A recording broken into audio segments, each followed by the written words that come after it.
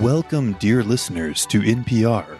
I'm your host, and today we have a treat for those of you intrigued by the intersection of fantasy and science. Our guest is a renowned figure bridging the chasm between the realms of academia and the mythical world of Dungeons and Dragons. Whoa. Please join us in welcoming this distinguished Dungeons and Dragons research scientist as we delve deep into the dungeons of the mind and the dragons of societal norms. Stay tuned for a journey like no other. Okay, that was almost pretty good, except for that last line. That last line was gold. That was gold. The dungeons of the so mind good. and the dragons of societal norms. I love my ChatGPT. It's my favorite toy ever. That's Oh the my only God. way I'm going to introduce D&D to people now. Be like, oh yeah, when I DM. Oh, so good. Welcome back, dorks of the Dodeca. We are the 12-sided guys and consist of Jordan as Rupert, Why, hello there. Sabrina as Althea, Can I help you? Matt as Bryson, Hey. Scott as Droog, All right, lassie. Aaron as the Dungeon Master and Storyteller, Hi, gay. and me, Paul, as a pile of cubed meat. R.I.P. As you prepare yourselves for an evening of excitement, frivolity, joviousness, and underwear dampness on account of extreme laughter, we must remind you, the story you are hearing is based on actual events pieced together from scant accounts and informational scrapples.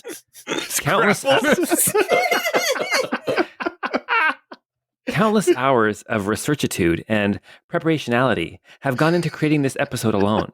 So, for all of you who wish to support us, 5-star ratings, indubitable reviews, and patronage through patreon.com will help keep this podcast going forward in perpendicularity. Anyway, while you probably already were aware that the T-virus or tyrant virus is a lab-produced conglomeration from the progenitor virus, you may not have known that it most likely stems from the Sonnentrep daisies. But don't worry, this podcast is for you. It's A Nauseous Nocturne, episode 7.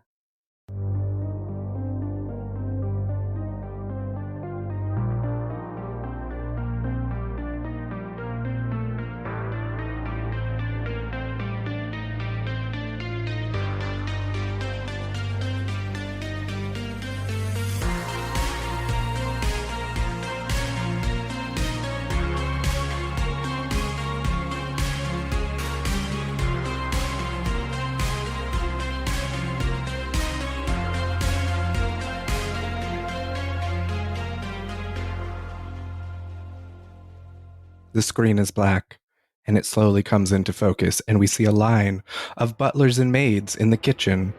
Around them sit serving trays filled with roasts, whole golden chickens, slabs of pork and sausages. You see desserts arranged in towers of cupcakes, cream puffs, and chocolates, with gold flakes on top. You see a cheese board almost as long as someone is tall, filled with every cheese you can imagine. You see pitchers of wine, barrels of beer, and bowls of sweet fruit punch. The smells are intoxicating on their own, no taste needed. You see perhaps more than one waitstaff swallow often, pushing the saliva down that seeks to give their taste buds' desires away. A gruff orc woman stands in front of the workers, back to the counter. You are to replenish the trays, fill the drink pitchers, and serve the meats to any and all that need it throughout the night until every guest has left. She eyes them each until they nod in acknowledgement. We'll also need 2 volunteers to work the table and the games the Countess has requested. A short woman with curly brown hair steps forward, as does a man with long black hair tied in a loose ponytail down his back. Excellent, the cook barks. Devon, you'll be stationed at the table to assist in any inquiries from the guests. And Emily, you'll be in charge of handing out the cupcakes for the prize draw. Emily smiles sweetly at the cook and steps back into line. Her fingers twist a bronze wedding band on her left hand, its weight still a new feeling for her. Finally, the cook turns to the door, to the ballroom, and the clock above it. And where are Kevin, Maria, Dalton, and Jeffries? We begin in 5 minutes. They went down to clean the basement for the event about an hour ago, Devon answers. I don't think anyone has seen them since. With a huff, the cook returns to a steaming pot on the stove. Very well, this will be out of their weekly pay, though, if they don't report in soon. The waitstaff chat and chuckle as the last minutes go by, and when the start of the party arrives, they file out of the kitchen perfectly in sync. We skip ahead to 2 hours later. An explosion rocks the ballroom, and we see a waiter fall backwards through the kitchen door. The chef turns, taking in the waiter on the floor as he begins to writhe and twitch. The other staff washing dishes, shining cutlery, and refilling trays turn as well. Are you okay, Tommy? A maid asks, bending down towards the man. She reaches out her hand toward his shoulder, but before she makes contact, his head snaps upward with a wrenching crack that echoes in the room, and the last thing she sees is his eyes and lips melting away before his teeth sink into the bridge of her nose and tears off the left half of her face. The waitress falls back screaming as the zombie jumps to the next person, shoving them to the ground and tearing the hair from their scalp before biting through their throat. Dark red blood squirting across the room and onto the cook's apron before anyone else can react. With all her large weight, the cook grabs the man by the vest and throws him against the stove. He lurches for her legs, but she grabs a meat mallet from the counter and slugs him across the face. Next, she climbs on top of him and pulls the fillet knife from her apron. She stabs his chest 11 times before he seems to lose the light in his eyes and slumps to the floor, his tongue hanging loose through a hole melted in his left cheek. She gets up and turns to the staff standing by the door. In the commotion, she didn't hear the security shutter slam down. They were trapped in the kitchen. Not the worst place to be trapped, the cook says to the staff, with a calmness beyond what they're feeling. Then, as she's looking at the maid, horror flashes through the maid's eyes, and she tries to yell out as the two staff bitten by the zombie tackle the cook, clawing their hands into her torso until they begin to empty it of blood and gore. It doesn't take long for the rest of the staff's screams to choke out, drowned by blood and air gurgling past. As the zombies eat and feast on the bodies, their skin and flesh continues to melt off, revealing a metal flesh underneath. Expanding, their bodies begin to bubble until each one loses its form and becomes a puddle, throbbing on the ground. We see a few of them slip through the drainage grate in the floor. The rest begin to explore the metal security shutter, bumping into it with more force as the scene fades to black. Well, that was horrifying. I kind of feel bad for how many jokes we're telling at this point. All I can think about is meat mallets throbbing. Her name was Emily, and she was recently married. I was more upset about the cook. The cook seemed like a bad bitch. She was going to be a bad bitch. Wait a second. Emily liked what's-his-face. She was all about the guy in the gold. Yes. Cobbleshot. But remember, she said, he would never date me. Like, she had like a, what do you call it? An admiration for him, right? Right. Oh, look, he's amazing and rich and fancy. And she just had to settle for some schlub. Yep. Just like your guys' characters. Bunch of schlubs. Bunch of schlubs. So we find ourselves in the safe room. A group of Rupert, Droog, Althea, and Bryson, along with one butler who's been there for a while, are sitting there, taking in what just happened. We last saw them successfully work their way through the security room with only a few casualties, meaning Droog's hand, really, making it as they reset the system. But sadly, they were unable to reset Rosalind, who began a malicious and deadly second trip across the bridge with no escape from the lasers, where we found an elven warrior with a propeller beanie hat flying over the bridge, a older gentleman being grabbed and electrocuted across the bridge as a goblin man with one metal arm and no hand wears a church hat of stuffed birds on his head, and they rocket across the scene, only to reach the end, unable to save their friend, Kayvon, from a horrible, horrible fate.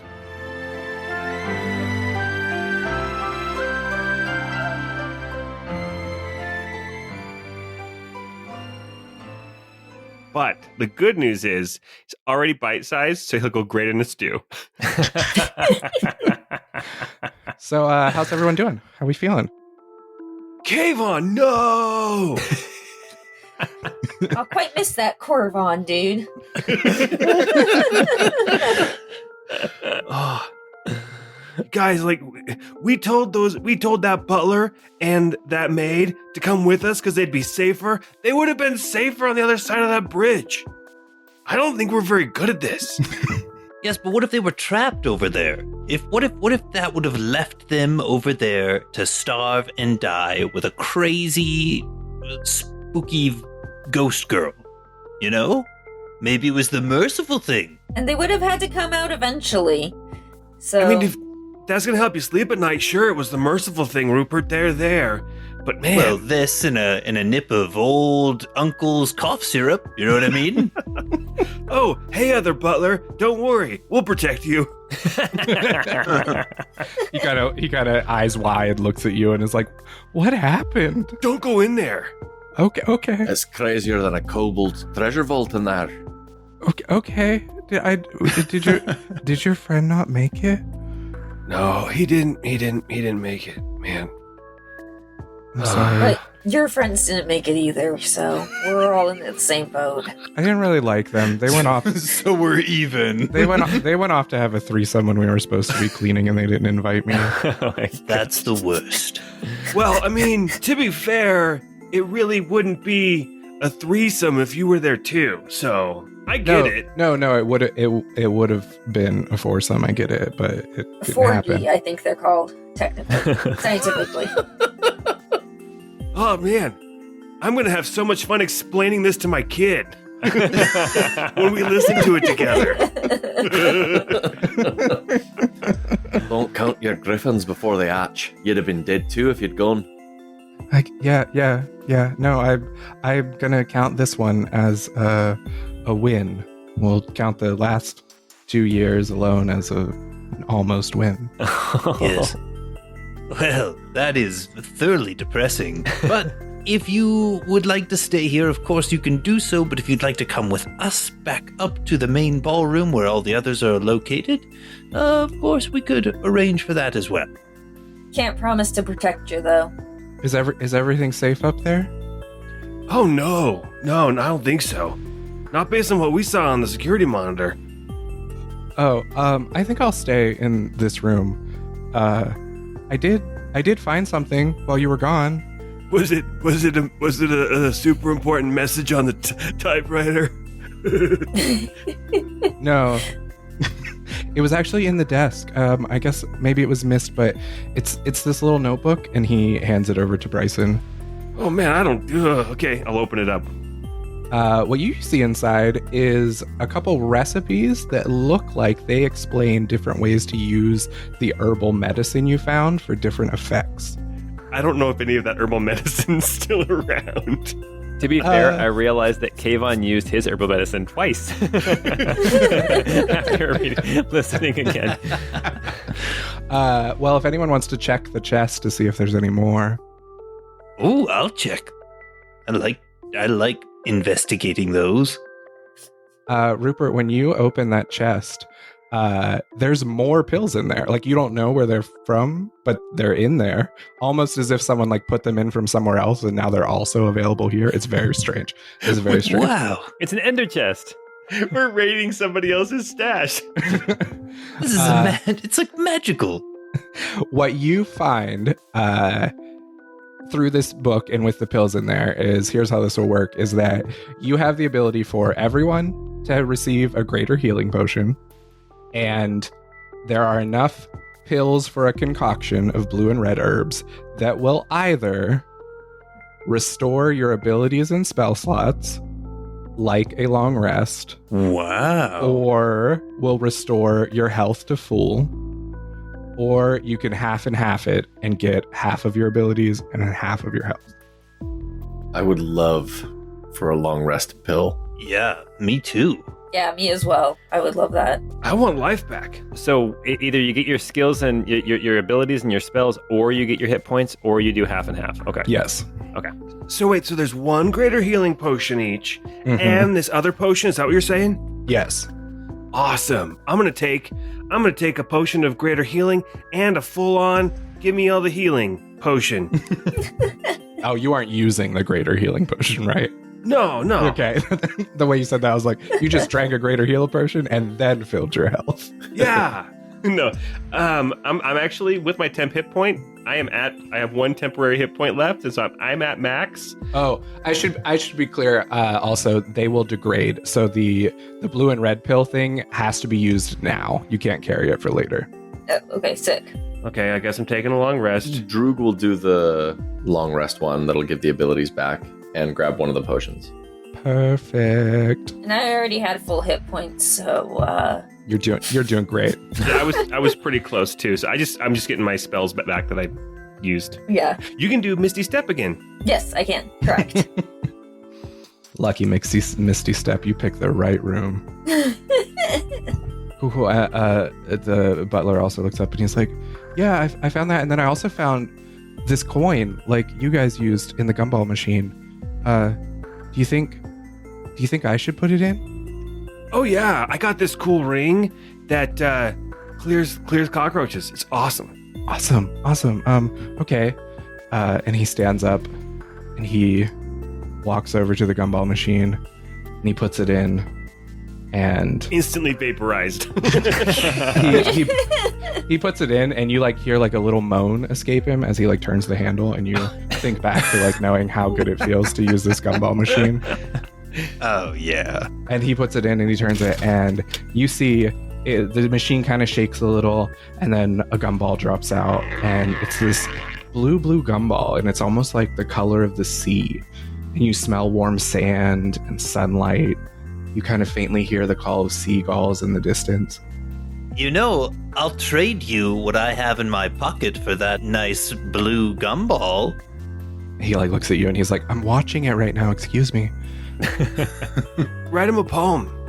People like your poems. Oh, I'll trade you a poem and what I have in my pocket for that gumball. He's like, well, let's just see what it is when it comes out, okay? Can we maybe wait for the description of it coming out? Yes, okay. It's not fun being interrupted, is it, Aaron? This thick gumball falls down and it's thick, it's hella thick.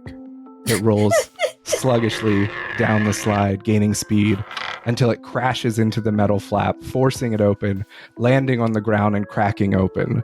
And with a flash of light, Kayvon is standing in the center of the room. Some light scars and the lines of a laser net on his legs, but otherwise exactly the same. Kayvon stands up, brushes off his shoulders. I've escaped worse laser traps than that back when I was a pirate. Well, I don't know how you managed that, Kayvon. Huh? Bryson will say to the butler, like, Wow, what number did you roll? Like, well, I guess I belong to this guy now. Have fun, guys. Hey, Kayvon. Yeah. What's heaven like? I don't know. All I know is God's not dead. Oh, jeez. Oh, jeez. You instantly die. Get him out of here. Find another coin.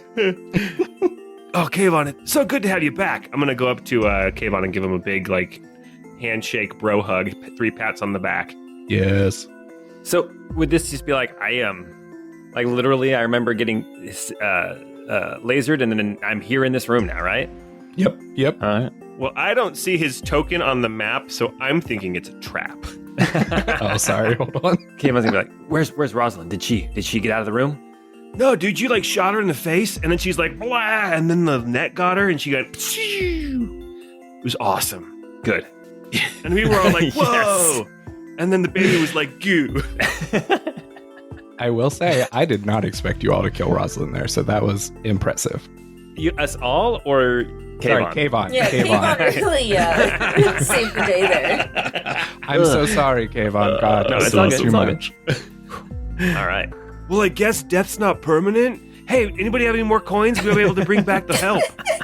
The waiter kind of reaches into his pockets and pulls out and he's like, "No, that was just the one." Oh, hey. I get the disappointment. Here, have this. And I'll give the cockroach ring.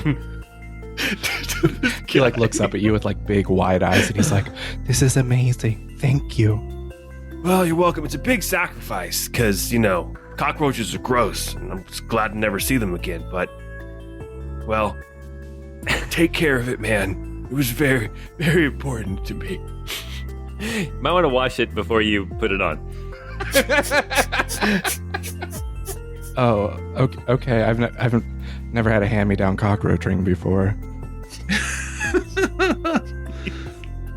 We are flirting with this line, guys.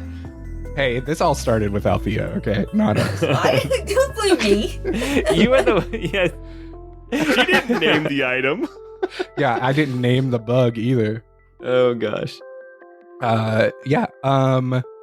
You all hear again another rumble of the mansion. Well, we should probably go check that out. It doesn't sound good up there. No, man, ugh. All right, Goldie, Tinsel, Sprocket, Lefty and Righty. That's what I'm calling the pigeons. Droog walks up to Kayvon and just pokes him really hard in the stomach. Ugh. So you're missing a metal finger and you're missing a whole hand. Yeah. So you poke me with something, a thumb or a pinky. With my stub. Okay. With So my what are stub. you poking me with? Kayvon just looks down at Droog and goes, it's good to see you too. I missed you, buddy. And gives him a big hug and a noogie. I cannot believe you're real. You're standing here. We watched you die. Kind of crazy. The gumballs are amazing, I guess. I don't know. If I've learned anything from my experience here today, it's that I should chew more gum. I think that's the moral of this story. Correct. You think me hand's in one of those gumballs too? Not sure you can put your hand on ice for that long. Well, I mean, if we find more coins, yeah, I say you get first stab at it. That's a deal. And Bryson's saying that as he's over on the typewriter typing another message. What is Bryson typing? Well, he had typed out R.I.P. Kayvon, and now he's actually gone back and done a strike through it. And then he goes back to the word boobs, and underneath that he writes N''BUTTS. A memoir. Nice. Classic. You'll be remembered forever, Bryson. All right. Well, Kayvon's gonna move up towards the door to leave this room. Does Kayvon have? Is there herbs for Kayvon as well? There is. Perfect. All right. Kayvon's gonna do the half and half. All right, hey, Kayvon, since you're kind of, I guess, way more fragile than I thought you'd be, I'll lead the way. I'll lead the way with my my peafowl. We got I this. think just your We'll take foul, point. right? You have a lot. Well, I mean, but Sprocket's not really a combatant, and then the pigeons are not really summoned yet. I just was weird. My ears weren't pierced. Can you guys tell? Are they getting infected? Because I had to make a hole when I put them on. You look at his ears, and Bryson's ears are just bright red and throbbing. They look great. Don't worry about it. Blood, just trails of blood down the sides of my neck. Perfect. Okay, everyone ready to go? Yeah, let's roll tide. All right. Later, Butler. Later. Stay safe. If everyone's okay and you fix everything, don't forget to come get me or let me know. Yeah, you're cool if I go with them, right? I mean, right? Oh. I mean, technically, I belong to you. I think. Yeah, just at midnight, you have to come back to me. And Deal. then he winks at you and he's like, "Just kidding." Okay. But maybe not. He's like, "Okay, this is really awkward. You can go now." And you head out, and you your steps are a little hurried because everyone knows that something bad is happening, and you've been hearing this rumbling, and you're kind of running back up the stairs, going to the hallway. And as you're doing this, you're trying to think in your mind, what's going to happen? What are you going to be up against? Is there more Cotton Eye Joes? What's happening? And you have this image of everything in your head from the ballroom, and you remember what it was like. It was beautiful. It was ornately decorated, like wonderful. And as you get to the door and come in, you find kind of a room of wreckage, as you see piles of debris fallen over things. You see the blood splattered where you killed the zombies earlier. And you see flames erupting out of a door by the stage that you remember had led to the kitchen. Looks like they spilled ketchup while we were gone. I don't think that's ketchup, dude. I wouldn't dip any fries in it if I was you. Yeah, But go off, King. probably buffalo sauce, and I don't like spice. As you're here, you see that the other guests have formed a protective group at the far wall from the kitchen as these flames and pounding erupt. And just as you get in the door, you see something begin to emerge from the flames. You see something familiar. You see about 6 of the Cotton-Eyed Joes wiggling their way out. Oh, man. Where'd they come from? How many times can we make this joke? Dip. But as they all emerge in front of you, you see that they don't act quickly. They actually kind of turn towards each other, and they start to melt together into this large rolling mass. And before you know it, they turn into this. Oh, good lord. Oh, jeez. That doesn't Oh look my anything God. like Holy Cotton Eye cow. Joe. It looks... when you zoomed in on the token, it actually got smaller. That is huge. The That's token is amazing. massive. It's like 25 feet diameter. No, wait. Yeah, 25. Oh my gosh.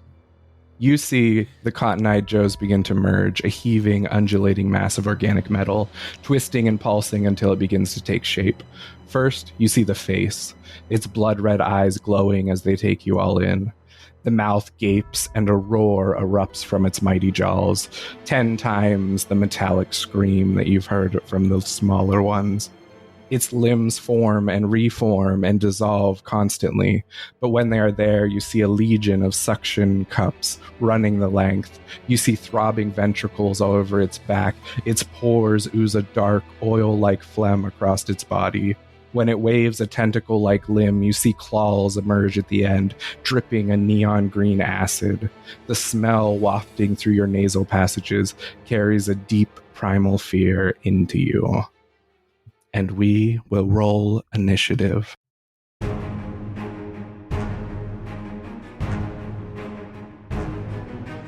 I think my dad had one of these. Is your father Wesker? Oh no. It was more of a joke about release the Kraken. Oh, jeez. Oh my god. Come on. Kayvon got a 21. Bryson got a 12. Drew got a 9. Dr. Rupert got a 10. Althea got a 15. This creature got a 16. And so you see this thing out in front of you, and the first thing it does is you see it stretch out kind of parts of its body, and they separate from it. And you see 5 different creatures standing in front of it, facing you in the middle of the room. We have a Joe, and we have a Cotton Eye. Oh no. Ugh. And so basically what this looks like is you see it form these other bodies, and the 3 of them look basically like a better 3D printed version of the Cotton-Eyed Joes, almost as if they're like improving. And then the other 2 are like this swarm of particles and metal twisting around itself. All right, so we got Cotton Eye, we got a Joe, which is kind of like a Cotton Eye Joe 2.0, and then the big guy. Yeah, I think Paul called it a Cotton-Eye Josephus. I did. Cotton Eye Josephus. And here's how this is going to work. So, Kayvon, you rolled over 20. You'll go first. Okay. At 20, there will be a lair event, we'll call it. And how that'll work is that in initiative order, one of you will roll a d20 each round. And you'll go through like you are in initiative. So Kayvon will take his turn and then roll a d20. If it is evens, something good will happen from the guests in the room. If it's odds, a monster lair action will happen. Okay. Kayvon, take it away. All right, let me see. How far am I from these closest dudes? Okay, I'm going to move up. I'm going to move up about 20 feet because there's no way that I can reach these guys this round. I can dash and reach them, but I'm going to move up so that I'm, not too close to them. And I'm going to pull out my yellow gun. I'm going to take a shot at the northernmost guy who is one of these Joes. So I'm going to take a shot with my yellow gun. Actually, I'm going to take 2 shots. Okay. First shot is a 7. That's going to miss, I'm sure. That is going to miss. My second shot is an 8. Come on. 8. Will just hit. Oh, 8 will just hit. Yes. Oh, okay. Let's roll some damage with that 8. That is going to be 7 damage. And you know what? I think I've only got 2 charges for this yellow gun. And I've already used 1. So I'm going to use another charge, though, and I'm going to blind this Joe, the topmost Joe. I'll stop you before you use that because this Joe just disintegrates. Oh, what do you know, Joe? Oh, good job, Kayvon. Yeah. Okay, I do not burn that charge, and 1 Joe is down. I think that's my whole turn. And now am I supposed to roll a d20 then and see if it's odd or even? Yep. It is even. All right, now roll me a d8. It's going to be a 1. A 1. All right. You see the children, Jillian and Robert, cheering you on. And for this round, everyone will have an advantage on any saving throws that happen. Yippee! Whoa, Hooray! Wow. That's really awesome. Man, those kids are powerful. You guys are doing great. Save us. We believe in you. You killed all the zombies. Did you hear that? Oh, man, my heart feels good. Man, nobody told them about the people in the basement. The I was gonna servants. say, this is reminding me. I'm getting like Peter Pan vibes when you're trying to bring Tinkerbell back to life by clapping. Mm-hmm, mm-hmm. All this power they're giving us with their cheers. They're waving little pennant flags. Awesome. Next, it is the hideous beast turn. And for this time, it's going to stay where it's at. But it is going to take a attack at Kayvon. What? As you see, basically a tentacle just shoot out from it at you. So that's at least 75 feet range, right? Yeah. Does a 13 hit you? No, my AC is 16. All right, you are lucky. That's all it's going to do for now. Okay. Hey guys, I think we got this. Althea, you are up. Okay, so the first thing Althea is going to do is she is going to turn invisible. Oh. So, and then she's going to Misty Step kind of up towards these Joes and Cotton Eyes off to the side there. And that's it for now. Okay. Bryson, you're up. Okay, so what's the range on these blasters? I think they were 60 feet. Okay, I'm going to move up then 30 feet to get within 60 feet of the big guy, of Josephus. And I'm going to go ahead and take 2 shots with my blaster. Okay. So the first is only an 8 to hit. That will not hit.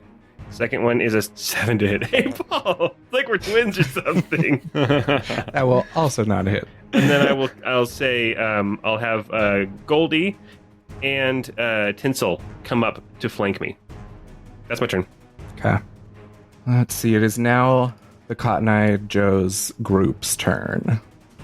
They are going to move here and here. But then these swarms of metal that you see, one is going to move right here in front of Althea. Oh, you all stayed just out, and the other one's going to move right here. right in front of Bryson. Ugh. That's all they can do. So the Joes are about 10 feet away from 15 feet away from Bryson and Althea, but the Cotton Eyes were able to get right up next to us without attacking. Mm-hmm. Oh yeah, they'll use it. Sorry, the Joes are also gonna. I forgot they could just dash. And so can I sense that they can see me then, even though I'm invisible? Oh my god. Oh Okay. yeah, actually. Oh, sorry. The Joe does not. The Cotton Eye does. Okay. Let me put a symbol on you. Remember, you're invisible right now. Yeah, Kayvon has a symbol too. I don't know if anyone noticed that. Is it a flexing guy? Yes, it is. 'Cause I'm the strongest man in the world, but I only have a 16 strength. Yeah, but it's the strongest 16 strength score ever. That's right. All right, Rupert, take it away. Rupert is going to take his 30 feet of movement, but he is going to move kind of north-ish to where the table was that had all the gifts on it. Okay. So not necessarily into the fray in terms of the direction of combat. He knows how squishy he is, so he's trying not to get too involved in direct melee, but he'll move this direction, and then he will turn to this... Just something real quick, just so you're aware. These places with big rubble are difficult terrain. Difficult terrain, okay. Yeah. I'll stop at this table then, and then he's going to turn and kind of throw out his arm, and his sleeve pistol will kind of slide into his hand, and he's going to have a shot at this Joe Cap. that is approaching the stairs that's not yet up to Althea or Bryson and the Peacock gang. Every time we call him a Joe, I'm like, "Yo, Joe!" Destro, save me! That's my impression of Cobra Commander. Cobra! Cobra! So an 11 to hit with his pistols, That will hit. and he will do 16 damage. Oh, you disintegrate this. How does it happen? I imagine it probably just takes this thing right in the chest and throws it right to the ground. You know, one of those like Yep. brutal like shotgun blast kind of hits, Mm-hmm. even though it's a Derringer small pistol in his sleeve. And that is it. Well, let me check and see if I can do anything on a bonus action that's worth doing. And the answer to that is not necessarily. Not at this point. I think I'll hold off on anything else. Can I give any bardic inspirations or anything like that? Not yet. We'll wait. Okay. Droog, you're up. And only one thing to remind you is you can do everything normally unless it involves your hand you lost, and then it's a disadvantage. Okay. So he can't flip people off without having disadvantage? I flavored him as using a pistol for his magic, but it's not like... Hand specific. I mean, if you can hold it in your other hand, Yeah, that's fine. Okay.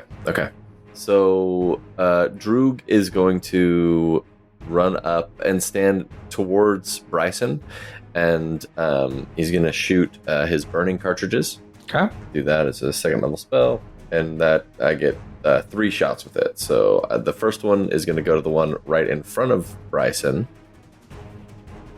Cotton Eye Yeah, guy. the Cotton Eye guy for a Okay. 23 to hit That will hit. for 12 fire damage. All right. You vaporize it. Nice. Then I'll fire the next one at the one just south of Bryson for a 9 to hit That will hit. for 6 fire damage. Okay. It burns to the ground. Oh. Then my last one I'm going to shoot at the one in front of Althea. That one is a 23 to hit That will hit. for 11 fire damage. All right. That will burn it up. Cool. Something And tells me these little guys aren't the threat. That'll be my turn. Okay. At the end of your turn, Droog, this big creature is going to take a legendary action. And you're going to see a tentacle from it shoot out at you. And I need you to make a strength saving throw, DC 12. With advantage, because the advantage. kid's cheering us on. Yeah, I'm not great at this, Go, Cheese Pockets guy! but I got a 14. You just manage to not be pulled towards this creature by this tentacle. Cool. And it is Kayvon's turn. All right. Well, Kayvon is still way out of range of this monster, but seeing no other targets, he is going to move up 30 feet. So now he's about, I don't know, like probably 60 feet from the monster. Let me measure real quick. Yeah, 45 feet. He's going to take 2 shots with his yellow gun. Yeah, And that first one is going to be 24 to hit. that will hit. That is going to be a whopping 3 damage. Oh, hell yeah. He's going to burn his last charge and blind this creature, which don't know if that's going to do us any good, but it's worth a shot. Okay, you do this, and you kind of see this thing roar back, but then it shakes its head, and it's almost as if it just shakes off the blindness with a perhaps legendary resistance. I was going to say, I know a little something about legendary things. Journeys, resistances, actions, all that kind of stuff. Okay, here we go. Next shot is going to be a 20 to hit. Cool, that will also hit. Cool, with 6 damage. Out of charges, so that's all I've got. This thing is going to look at you, just open its gaping mouth, and roar back at you. Ugh. All right, Althea, roll us a d20. Okay. 13. Okay, that is odd. That will be a lair action. Please roll a d8. 5. 5. All right. You see this creature, this giant beast, turns basically to Kayvon, and reminiscent of what you saw the Cotton-Eyed Joes do, it forms into basically a flat puddle and zips over to this side of the room. Oh my Oh, god. I hated that. Oh, Right over by our squishies. yeah. All of my attempt at cowardice has been foiled. Oh no. And that is where it's going to be. And it is now its turn. Uh-oh. And it is going to take 3 attacks, 1 at everyone close to it. Can it see Althea? Oh my gosh, 1 second. You're right, it cannot see Althea. Thank you for bringing that up. So- Althea's so- invisible. The Cotton Eyes, because I get confused, because the Cotton Eyes have blind sight, the other one do not. So, Rupert, does an 18 hit you? I'm going to silvery barbs it. Oh gosh. And what does that do again? It forces it to re-roll a d20 basically and take the lower roll, and then I am going to give myself advantage on my next attack roll or ability or saving throw. Nice. It rolled a nat 1. So you're good. Oh. Nice. So now it's going to swing at Droog for 26. Well, that hits. Yeah. Okay. 8 slashing damage against Okay. you, Droog. And it is upset that it missed Rupert, and it is going to use a legendary action to shoot a tentacle out at him. Oh, goodness. And so make a DC or a strength saving throw, DC 12. No more advantage because it's a new round. But you do get advantage because you just gave yourself silvery barbs. Oh yeah, Yeah. But I got a 12 anyway, so I Yes. think you are fine. I think I saved. Yes, you managed to not get wrapped up by this tentacle, and it is going to burn 1 more legendary action, and it is going to revive all of these creatures. Oh. Huh. Cool. Yeah. Cool. Huh. Yeah. Yeah.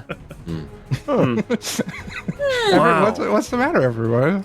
Wow. Okay, so I don't Tell us more normally- about these Wow. reviving creatures. Wow. Wow.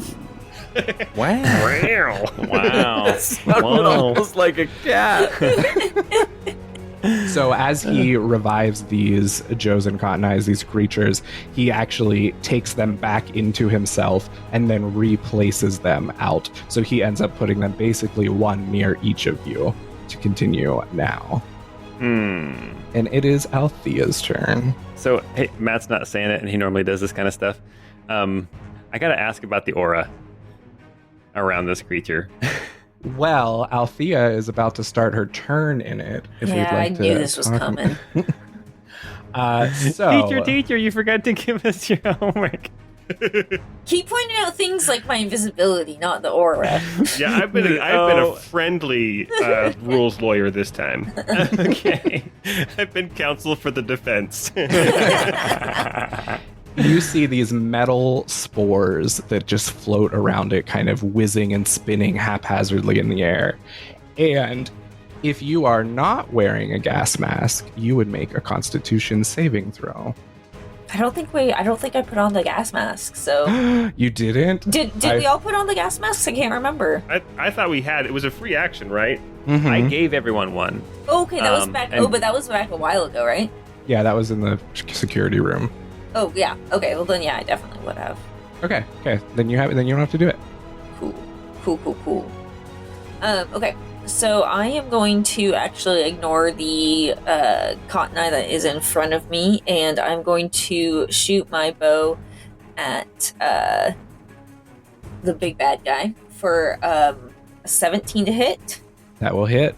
and that does 11 damage plus 3 psychic. All right. And then I get to go again, because when I leveled up, I got 2 attacks now. Does a 14 hit? It does not. Okay. Wait, hey, question though. So you were invisible for that first shot, so that should have been with advantage, right? So you didn't know Oh, you were yeah. there? Yeah. So you might get a crit then for that first shot. Well, let's just see. See, I could be a nice guy too. Not quite, no. It was close though. It was closer. And then once I'm done shooting, I will actually hop away so I am out of this aura, but I will kind of hang out over by where Reaper is, just in case he needs some help. That will be it. No attack of opportunity. Sorry. Now I'm No. gonna be teacher. No. The Cotton Eye's attack is a range of 0 feet. Oh. It is Bryson's turn. All right. So Bryson is going to.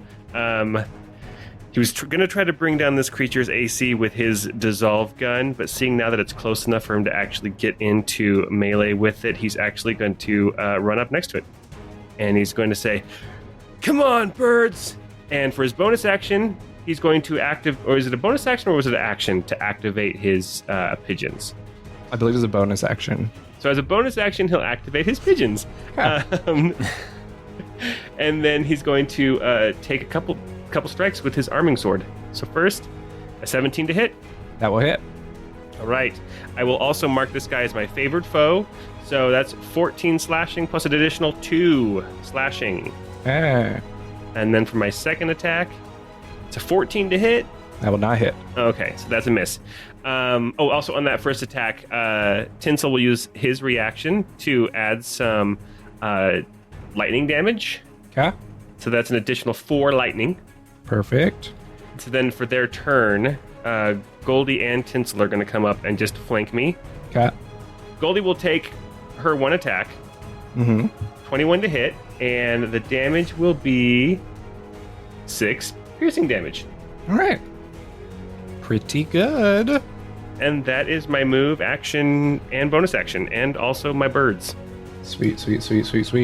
You didn't have Sprocket do anything on your turn? Sprocket takes my bonus action. Oh. He has a lot of birds, but not a lot of bonus actions. Yeah, Sprocket's zipping around my head, though, but yeah. Okay. On this turn, this Joe by Rupert is going to take 2 attacks. Ooh. A 17 to hit Oh, yeah, that'll hit. for minimum damage of 2 points of bludgeoning damage. Woohoo. And a nat 1 to hit. They are doing great. Oh. And then we'll just go to Joe 2, which is at Kayvon, which will be a 5 to hit, That will miss. and a 19. So with that hit, I'm going to burn a superior die. I'm gonna slap away those hits. So how much damage? 7 damage. It's going to be 8 damage. So I didn't take any damage. All right. Perfect. And then Joe 3 is going to attack Droog down at the bottom. A 12 to hit That will miss. and an 11. Ooh, they are Oh, really doing Those great. both miss. Okay. Oh, wow. Now the Cotton Eye here, because Althea, you're visible now, right? Yes, I am visible because I did attack. All right. This Cotton Eye here is going to envelop you Oof. in these swirling, spinning metal, thriving pieces. And it is going to attack you twice. 21 That'll do it. for 8 bludgeoning damage. Rude. And a nat 1 to hit you with the second one Get wrecked. And then it is going to suddenly spin faster, but miss. So you are just simply in the swarm of this. I don't like these guys. And then the other one is going to envelop Kayvon. Okay. It's okay, Kayvon. You've already been cut up to little pieces before. For a nat 1. That's going to miss. How about an 18?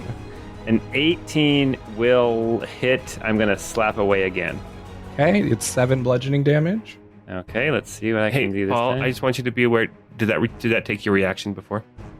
Oh, it did. You're right. Okay, I cannot slap this one away. For how much damage you said? 7. 7 damage. Thanks, teacher. It's a nat 20. Oh. So you're going to take 4 points of necrotic damage, Okay. which don't even ask me how that worked out. The minimum of minimum, and make a DC 12 strength save. All right. That's going to be an 8. All right, you are restrained Oh, no. Oh, no. as these kind of metal bits basically like crawl all over you and hold you in place. And you can remake the saving throw at the end of your turn, but for now you are restrained. All right, guys. Okay, Rupert, you should be wearing your mask too, so I think you don't have to do anything. Yay! Okie dokie. I'm going to... Well, I guess the first thing I need to do is take care of this Joe that's in front of me. So I will whip out my sword cane and have a slash at this dude for a 21 to hit Okay, that will hit. for 6 piercing damage. All right, it crumbles away. Very cool. And then I'm going to have to use... I used my concoction to restore all of my spell slots and stuff, but I was still pretty hurt. So I'm going to use my bonus action to do a bonus action healing word at a 2nd level on myself, Okay. in hopes that I can survive whatever is to come. For only 8 points of healing. Oh, man. Yeah, I guess it could be worse. All right, we'll take it. Okay. Droog, you're up. All right. Droog is going to take a couple of steps to the side, and he'll probably draw an attack of opportunity here from that guy. Yes. And as he's running over there, he's going to say, "When I take this out, I can teleport." And he opens up, he lowers his shirt and kind of like reaches out and unhooks a wire and like throws it across the room. Ooh. And he casts, "When I take this out, I teleport." And it's DC 15 Constitution save within 10 feet of him. So that would be this guy and the big bad. And Tinsel. Okay, first, it hit you with its attack of opportunity, I believe, with a 19. Okay. So you take 2 bludgeoning damage. Okay. The big bad succeeded on its con save with a 19. So it would have taken 5 damage. Okay. Tinsel failed. And these Ash Zombie, whoops, well, you know what it's based on. The Joe is, if it still takes damage, it is dead, but it did succeed. Okay. Yeah, so it would take 5 damage as well. Perfect. So how much was it? 11 damage? Yeah, 11 Okay. damage. All right. Well, Tinsel's looking rough. I'm sorry, Tinsel. That wasn't my plan. I tried to move, but I still gotcha. And the wire lands across the room near Meg, and after a minute, Droog just kind of like envelops into himself, like kind of shrinks and just like crushes into himself, and then reappears where the wire was. And then he quickly plugs it back in. Love it. Love it. Did he just email himself?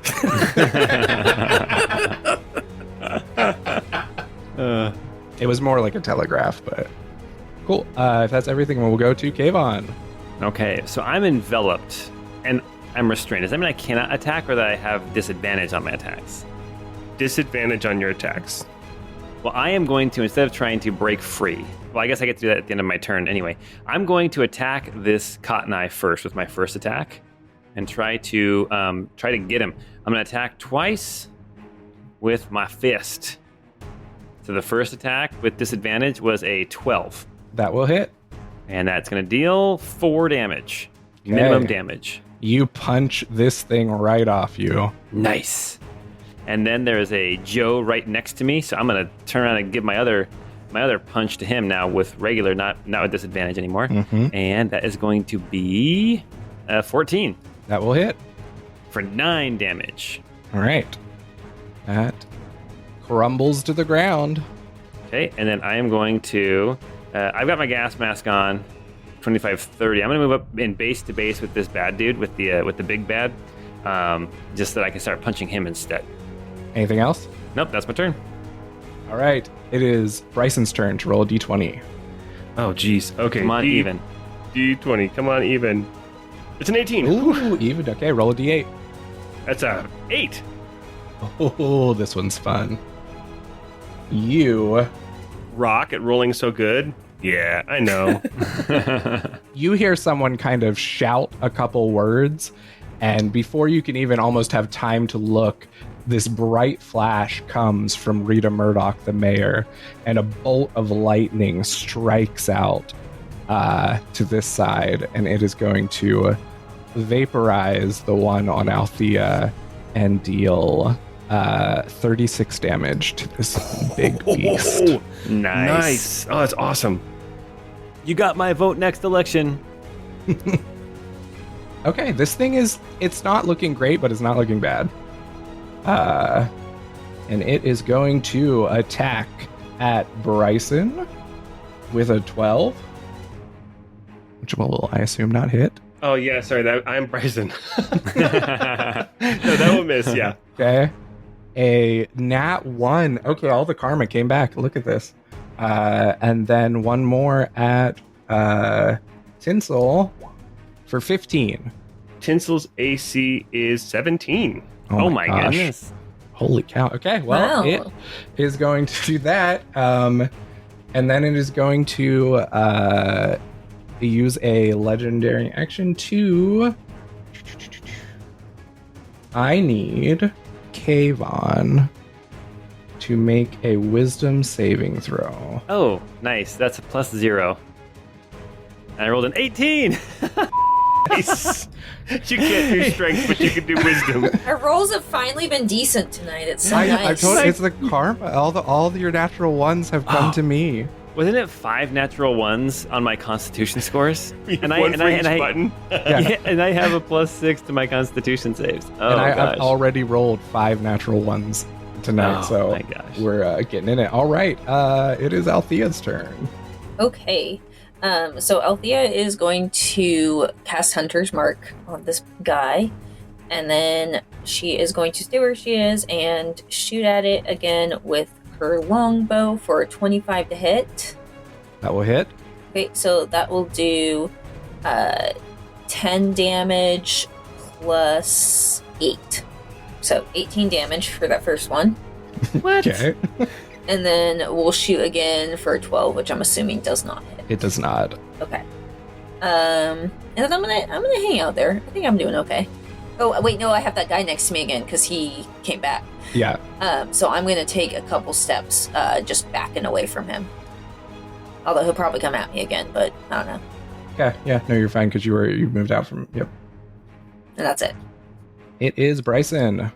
All right, so Bryson first will say, all right, guys, new game plan. Goldie, you play defense here for Kayvon. Take out that Joe. And Tinsel, I see that you're now surrounded by a cotton eye, so go ahead and eat that thing. And then I'm going to go ahead and do my my attacks. Okay. I'm attacking the big guy. So first attack with my arming sword is a 26 to hit. Okay. 14 damage and 1 favored foe damage, and Tinsel will use his reaction to add some lightning to that. Another 5 lightning. It's looking pretty rough. All right, well, I rolled another 26 to hit, and this time it's only 7 damage. And then for my Boyd's, my Tinsel first is going to take an attack against the Cotton Eye that's surrounding him.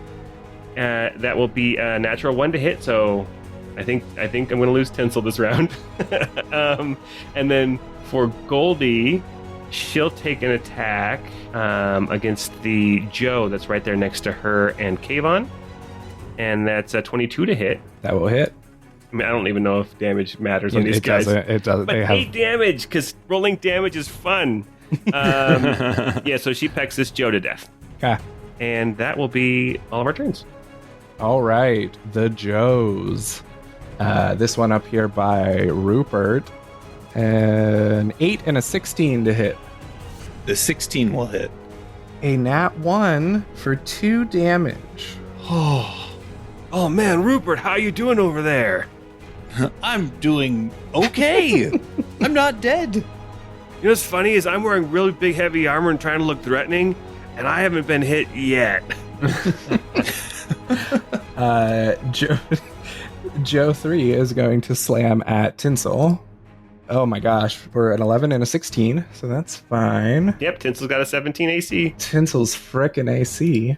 I'll tell you, it's not, I didn't do anything to cheese it out either. The AC on this thing is 14 plus your proficiency modifier, so. There we go. Okay, a 22 to hit. On Tinsel? Yeah, an 8, a 10, and a 22. Okay, the 22 will definitely hit.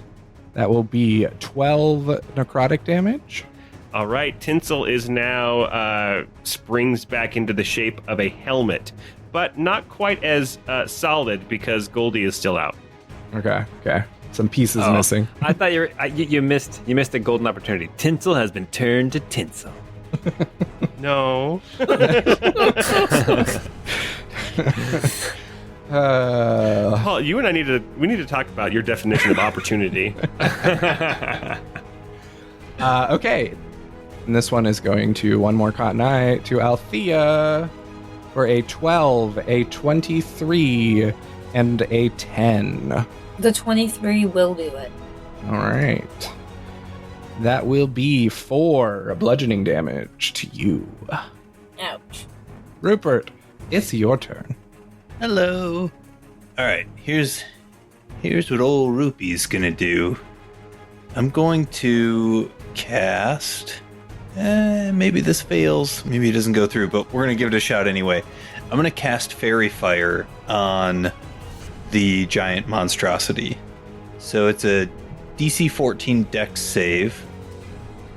It will have a 16. Okay, darn. So it didn't do anything. So with that, I will yell out to Kayvon and say, Kayvon, you've got this! And I'll give him some bardic inspiration.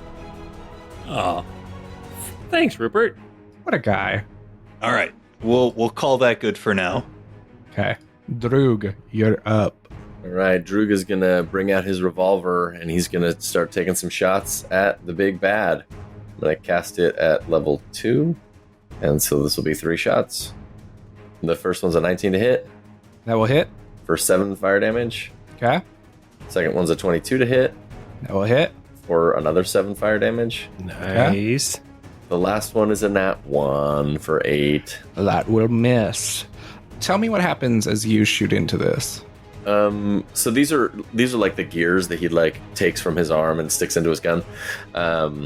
They just like burn like searing holes like straight through it. I'd imagine it's like the Terminator, you know, when like the liquid metal's getting hit and you see like this big like burst of like the liquid metal getting shot like to the sides of where he's getting shot at. That's kind of what I envision happening as these bullets are shooting through him.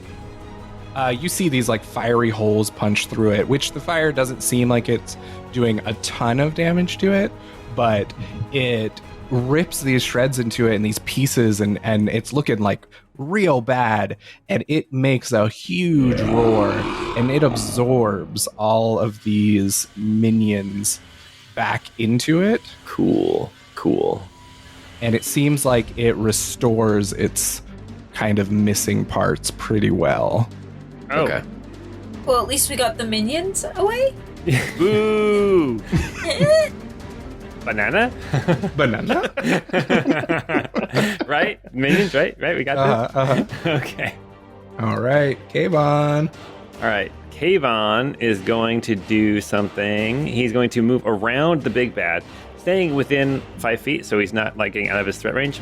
And he is going to do his maneuver, yoink and yeet, and he's going to turn towards Rupert and he's going to say, hold on to your hat. I'm going to grab him like under the arms and toss him up in the air, and I'm going to step forward and take his place. He'll land right behind me like nothing happened. And you will gain, Rupert, you are going to get an additional 4 AC.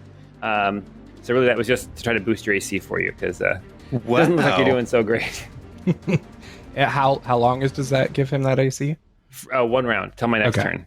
Okay. And then I am going to take 2 punches at this big, nasty dude. Do it. The Josephus. At the Josephus. Ready, set, go. First attack is a 16 to hit. I will just hit. Boom. For 8 damage. And the second attack is a 21 to hit for 6 damage. All right. Oh, and when Rupert was like flying over Kayvon's head, he moved a little bit slow, kind of like he was hanging from wires or something like that in like 1990s special effects. Yeah, syndicated action show that was on in the middle of the afternoon on a Saturday. Yeah. Hey, Rupert, do the yell.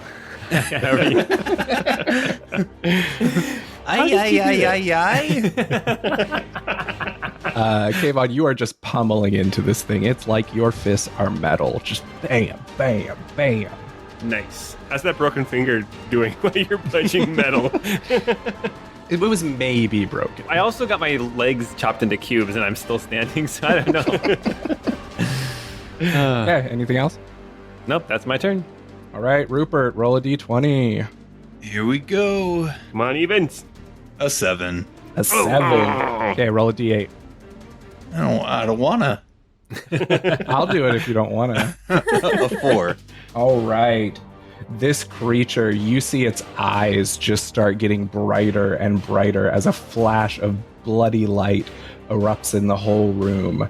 I need everyone to make an intelligence saving throw. Intelligence? But I'm not that. That's a -1 for me. Kayvon rolled a 5.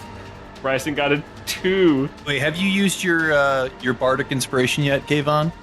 I have not. What is it, a D6 or a D8? D6. D6. You know what? I'm going to use it now. Might as well. It's going to be... It went from a 5 to a 6. That meat slicer took your brains. Droog got a 15. I'm rolling for Goldie. Goldie got a 0. Althea rolled a 19. That is a DC save of 12. So, Kayvon, Bryson, Rupert, and Goldie are blinded for this round. Because you weren't smart enough to look away. Oh. Yeah, Bryson's the kind of the guy who definitely looks right at the solar eclipse. He's like, whoa. Are you guys seeing this? The sun's gone. All right, this thing is going to strike out at Kayvon. A 21. Okay, with my last superiority die, I'm going to slap away again. And that's going to be -8 damage, so whatever you roll. Okay, so you will only take 2 damage. Okay. All right, this other one is going to go at Goldie for 24. That will hit Goldie, yeah. 19 piercing damage. Okay. She got 30 hit points, so that's down to 11. Okay, and then Bryson, were you blinded? Yes. Yes. That will be a 19 for you. That hits. Okay, and that will be 21 piercing damage. Oh my gosh. Oh my gosh. Okay, that's okay. All right, that's huge. And then I'll make a concentration check on Goldie. And Goldie's gone. Goldie also, it's like a magnet, honestly. So Goldie and Tinsel's pieces just kind of suck right together, and they just instantly back to the helmet. And for good measure, why not? The helmet just kind of pops back up onto my head. Perfect. And then it is going to make a legendary action. Althea, a tentacle comes swinging at you. I'm not into that. Make a strength save. Okay, 9. That is a failure. So what's going to happen is it is going to wrap its tentacle around you and rip it 20 feet towards it. And since that hits into it, it will make a bite attack at you. Ouch. For 20 to hit. That will do it. That'll be 7 piercing damage. Ouch. All right, and that is. Oh no, we're just gonna do one more because this is angry. It's feeling good Am this I turn. grappled or anything? Like, am I held in No, his you hand? just got ripped up to it. Okay, gotcha. Cool. And I need Droog to make a wisdom saving throw. All right, let's see what we got. -1. Clear across the room. I got a 0. All right. With this 120-foot range, you see a collection of metal from it that kind of shoots off at you, and it swirls around you until it covers your head in these metallic thorns. Ow. And you are charmed. Oh, Oh. okay.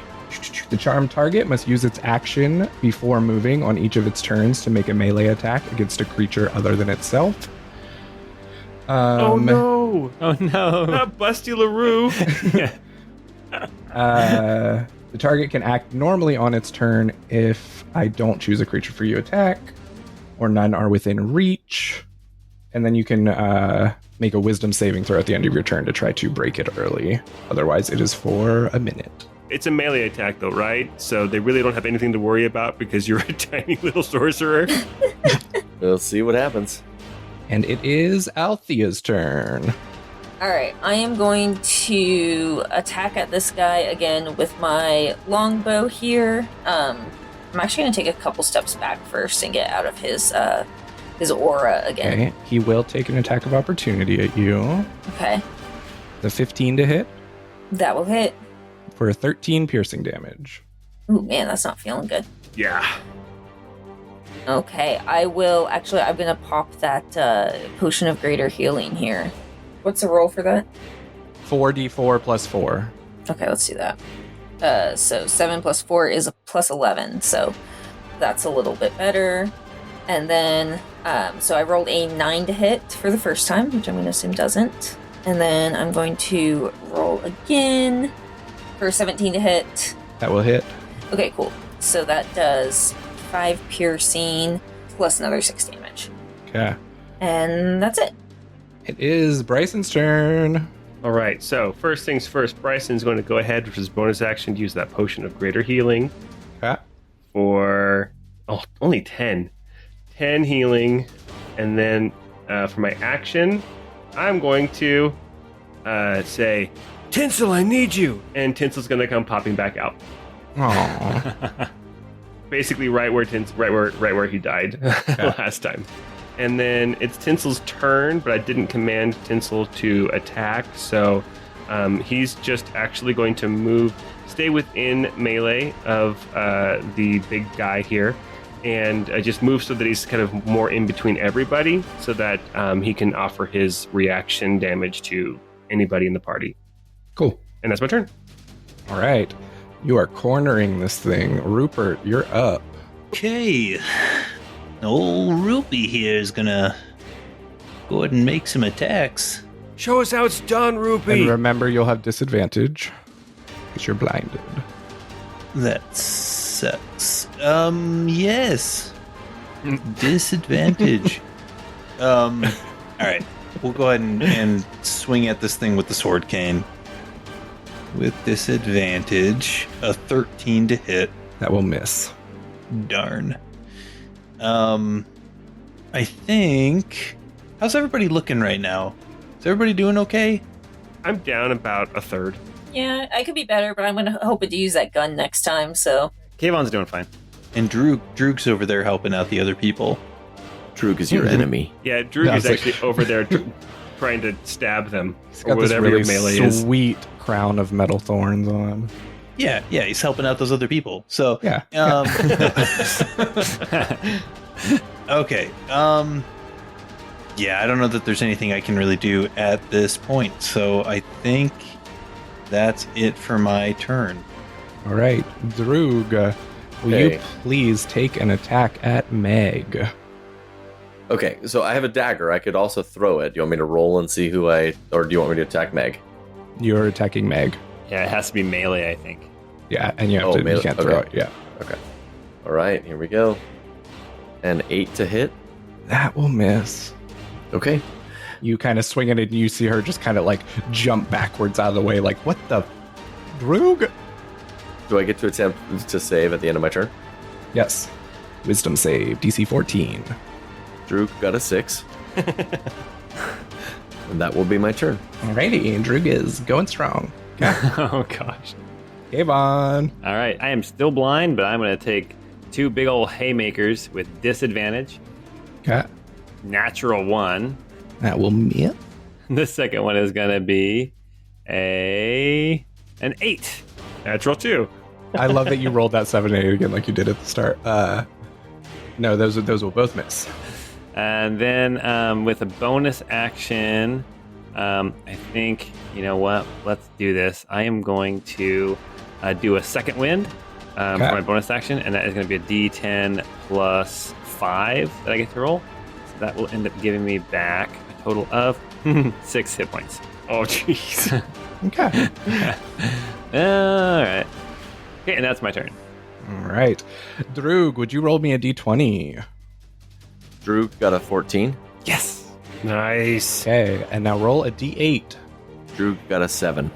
Ooh, this is a fun one. You see Luc Bonner Christie step forward as he becomes bathed in a golden glowing light that then appears as a small halo above all of you, and you each will get back 7 points of health. Oh, that was so I'll nice. take it. That's perfect. I'm back up to full. Jeez, Kayvon. Cool. That was that. And yeah, so you're not blinded anymore. No one's blinded anymore. Yay! And the attacks are going to come flying at everyone here by it. Boo! So for Bryson, that's a 21 to hit That'll hit, yeah. for 7 piercing damage. Oh, that's much better than last time. An 11 to hit Kayvon, That will miss. and a 20 to hit Rupert. Oh, no. Oh yeah, that'll hit. Okay, 11 piercing damage to Rupert. Okay. Oh, no. Fair enough.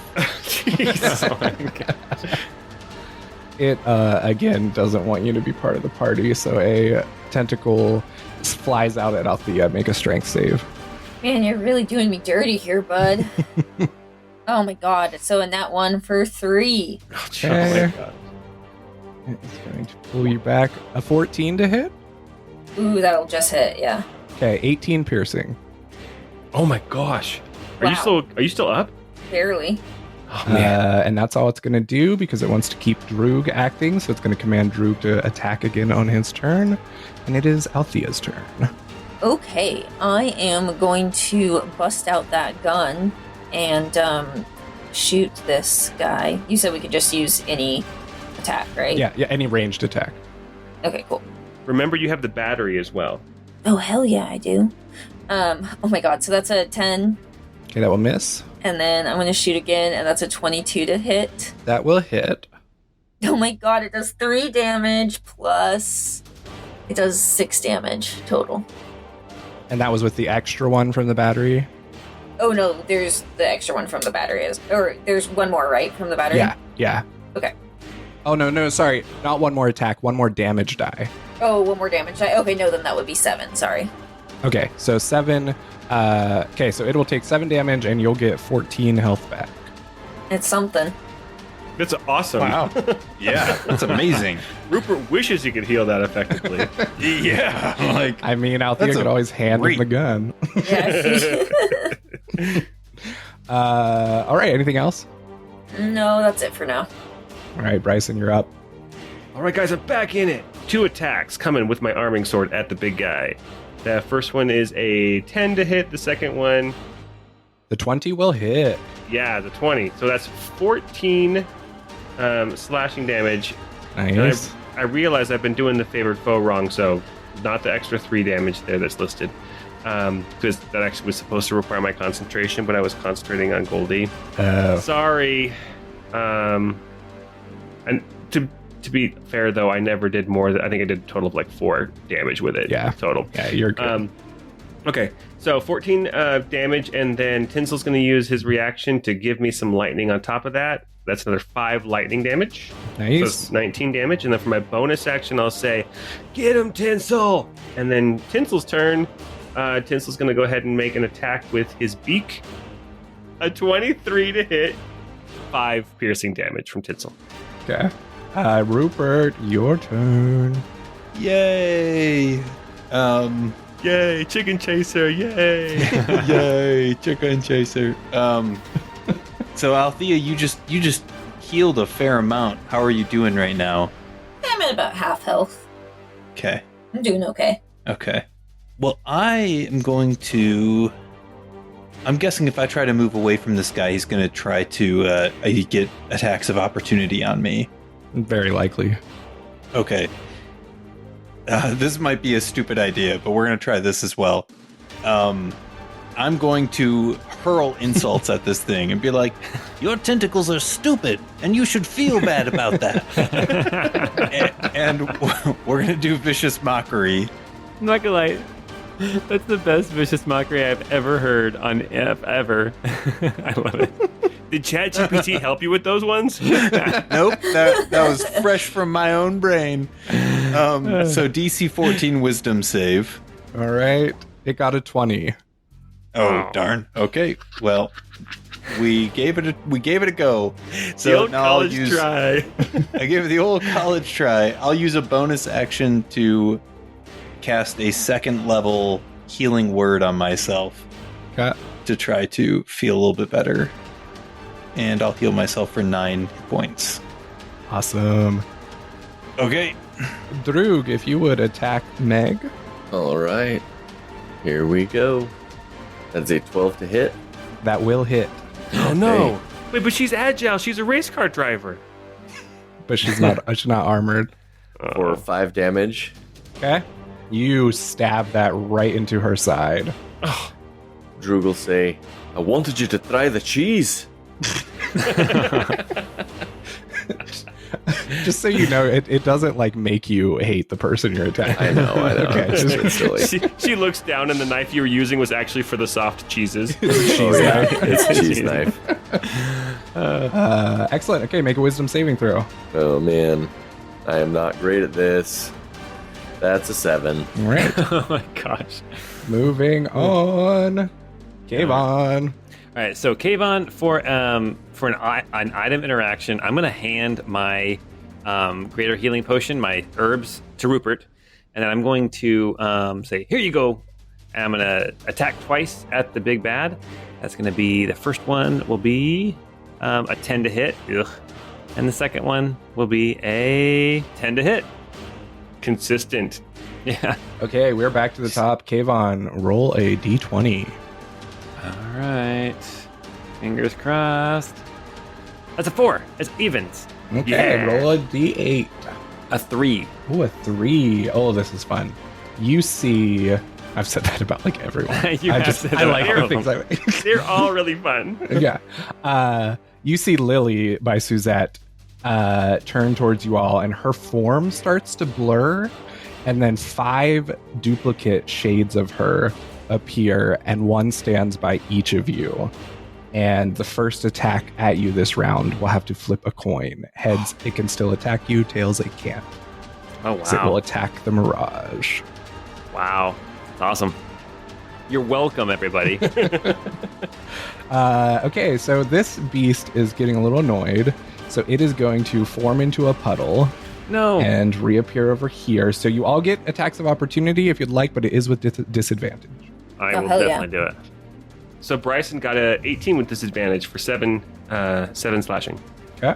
Kayvon got a 23 with disadvantage for 8 damage. Nice. Althea got a 19 for 7 damage. Oh wait, plus I get that extra.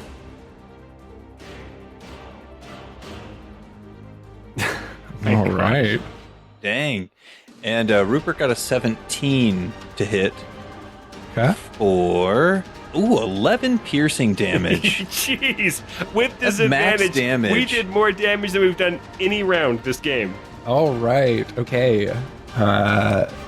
It's looking real bad, y'all. Looking real bad. It is just going to take a ranged attack at Kayvon. Okay. Oh, wait, it has to flip a coin, doesn't it? Oh, yes. Hey, come Oh on, my guys. So odds it misses, evens it hits. gosh. Flipping a coin. It is heads. It gets to attack you for 22 or 9 piercing. 9 piercing. All right, I got it. All right, and then quickly, Bryson, make a strength saving throw. Oh, I'm good at those. And it's a 10. All right, that will fail. You will get ripped 20 feet towards it, and it is Althea's turn. All right, I am going to bust out my longbow again, and we are going for 27 to hit, Ooh, that will hit. Nice. which will do 6 plus 8 damage, 14 damage. Nice. And then going in again for 14 to hit. That will miss. Okay, so that is it for now. All right, Bryson, you're up. So Bryson will look down at his, and he like gets his sword and his shield all ready, and he kind of looks over like, what is that at the corner of my eye? And he's like, Oh, hey, what are these pigeons doing on my shoulder? Oh yeah. I forgot what they even did. and so he's gonna run up to the big guy again and take 2 attacks. It's a 17 to hit 70 will hit. for 9 damage plus Okay. plus another 4 electric damage. Okay. And then my second attack is a 25 to hit for 11 slashing damage. Bryson, how do you end this thing? You. I stab it once, and Tinsel's lightning kind of comes from its tail, right? All the electrical all the electricity arcing, and then I come back in for a second stab, and I was like, "All right, let's try this. Pigeons, go!" And they'll just sit there because they don't attack. As this thing dies, I'm like, "Come on, pigeons, take them out!" Excellent. Cue victory music.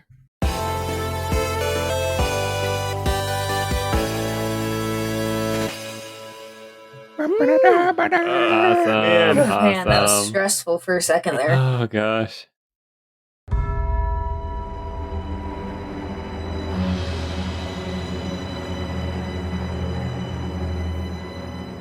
I did it. I got the final blow. My dad would be so proud if he was still alive.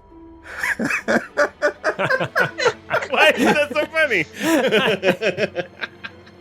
The amount of gleeful joy that you said if he was still alive. You were so enthusiastic. I imagine. Sorry, my dad would be so proud if he were still alive. There you go. That's honestly, it was a much more better. appropriate level of sadness. I've realized that your security group does not know like how emotions work, because I still just remember that Drew got his hand bit off and was just like, "What? It's cool.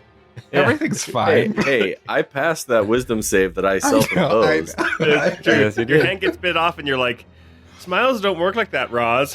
Yes. That line was so. I was really. That was so good. Oh gosh. Okay.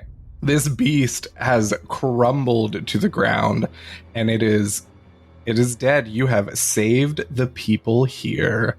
You look around, and it kind of finally starts to set in. Like, you feel like you've been running on adrenaline for like the past 2 hours, and you start to realize just like how broken and destroyed and kind of horrific everything looks now. Like you fought through it, you overcame things, you look over, you realize how kind of weak Droog looks, even though he's still on his feet, and you realize how much he's gone through, how much really everyone's gone through, as you see the guests start to mill about and interact. Yeah, I mean, I died.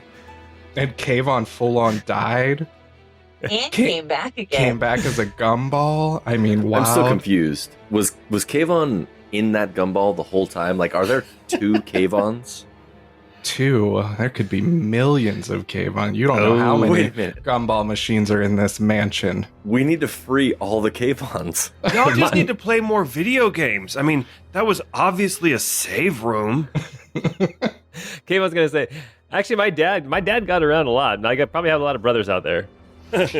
I just can't believe you guys don't realize that Kayvon's not a real person. He's just a robot, because, I mean, who else just goes, "When I was a pirate"?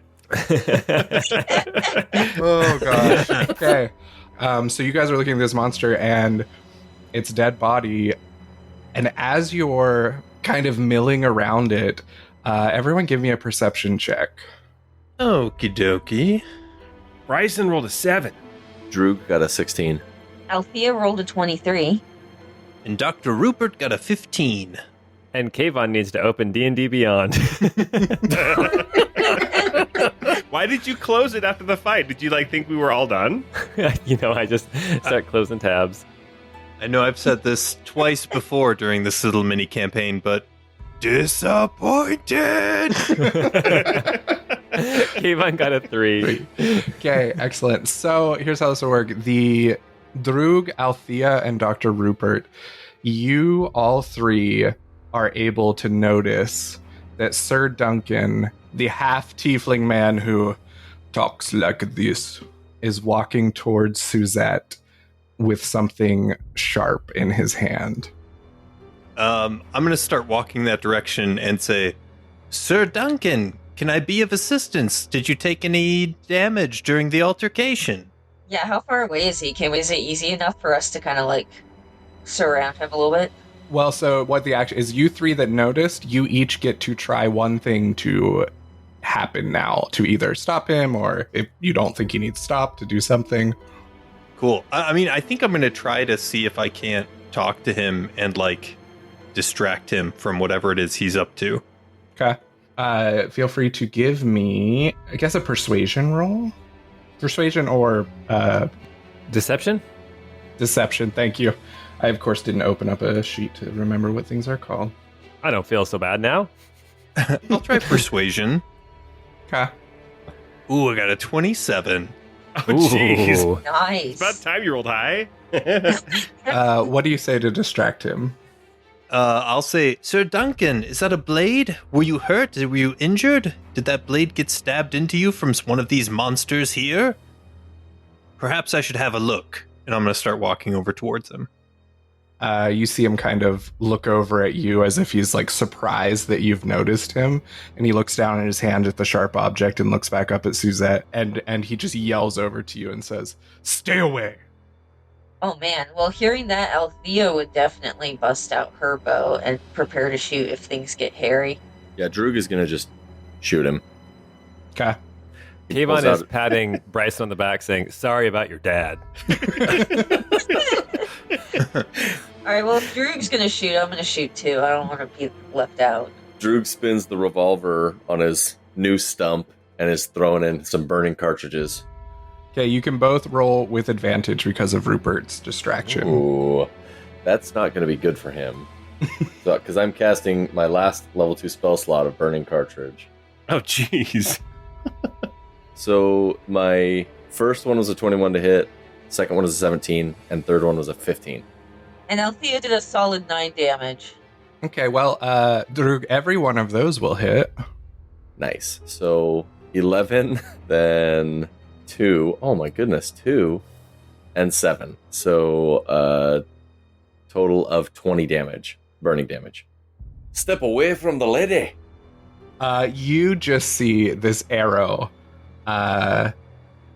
It lodges right above his heart, just on that left side of his chest, but a little high. And then these 3 burning cartridges just blast him backwards into the wall, where he just kind of crumples down, bloodied and burnt. Whoa, hey guys! What the hell? I don't think he was up to any good. Well, I know he looks scary, but my mom always said you can't judge a book by its cover. And to think I wanted to dance with him. Suzette's going to kind of look over at you all and be like, why have you done that? Yeah, why did you guys do that? Oh, well, I think he had a blade in his hand, milady, and seemed to be making a move in your direction. He was coming right at you. Didn't you see it? Well, I guess you can judge a book by its cover. We open this book right up. You can see right through the book. That's vulgar, but I approve. That librarian's gonna be pissed. Wait,